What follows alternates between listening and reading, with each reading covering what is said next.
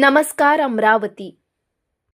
वनरक्षक भरती 2023 पेसा अंतर्गत प्रतीक्षा यादीतील उमेदवारांनी अमरावतीत बेमुदत उपोषणाला सुरुवात केली आहे. रिक्त पदे गुणवत्तेनुसार भरावीत आणि इतर जिल्ह्यांप्रमाणेच अमरावतीतही समान नियम लागू करावेत अशी मागणी आंदोलनकर्त्यांनी केली आहे. अमरावतीतील मुख्य वनसंरक्षक कार्यालयासमोर वनरक्षक भरती 2023 पेसामधील प्रतीक्षा यादीतील उमेदवारांनी 23 जूनपासून बेमुदत उपोषण सुरू केले आहे. समान नियम, समान अधिकार आणि समान न्याय या घोषणेसह आंदोलनकर्त्यांनी शासन आणि वनविभागाचे लक्ष वेधण्याचा प्रयत्न केला. रिक्त पदे गुणवत्तेनुसार भरली जावीत अशी त्यांची प्रमुख मागणी आहे. आंदोलनकर्त्यांच्या म्हणण्यानुसार राज्यातील इतर जिल्ह्यांमध्ये प्रतीक्षा यादीतील उमेदवारांना संधी देण्यासाठी काही निकष लागू करण्यात आले आहेत. मात्र अमरावती जिल्ह्यात त्याच नियमांची अंमलबजावणी होत नसल्याचा आरोप त्यांनी केला आहे. पात्र असूनही नियुक्तीपासून वंचित राहिलेल्या उमेदवारांना न्याय मिळावा आणि रिक्त पदे तातडीने भरावीत यासाठी हे आंदोलन सुरू असल्याचे आंदोलकांनी सांगितले. आमचं एकच मागणी आहे. 25 जानेवारी 2024 एक परिपत्रक आहे. त्या परिपत्रकमध्ये स्पष्ट उल्लेख आहे की बा एखाद्या प्रवर्गातील कॅन्डिडेट उपलब्ध न झाल्यास ती जागा सर्वसाधारण व्यक्तीमधून भरल्या गेली पाहिजे.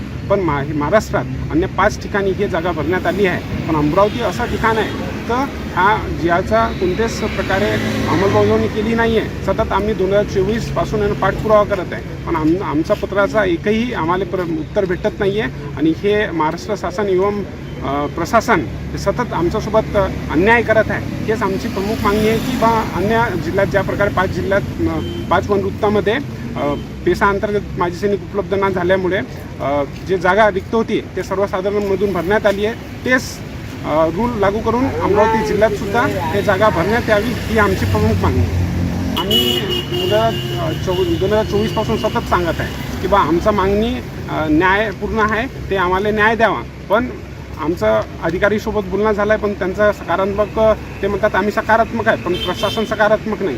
पण आमचं म्हणणं एवढंच आहे की बा 5 जिल्ह्यात होऊ शकते तर आमचं अमरावती जिल्ह्यात का नाही. चिखलरान धारणी तालुक्यामधून सर्वजण आहे.